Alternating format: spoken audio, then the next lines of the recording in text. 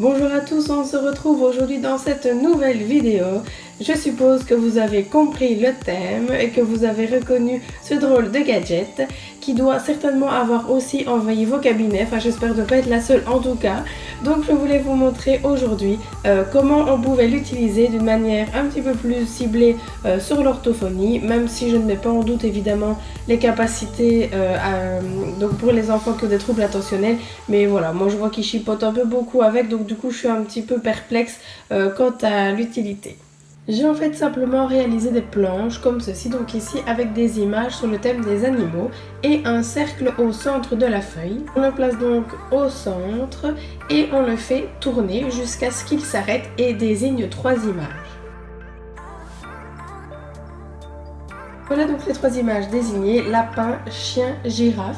Alors là, soit l'enfant dénomme simplement les images, soit il invente une phrase pour chaque personnage, ou alors il invente une petite histoire avec les 3 personnages.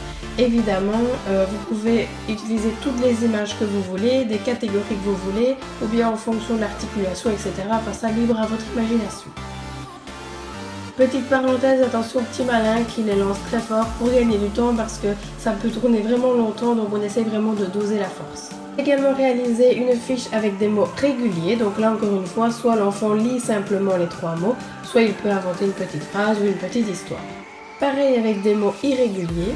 J'en ai également réalisé un sur le thème du fantastique, donc là on a par exemple la licorne, le vampire, etc.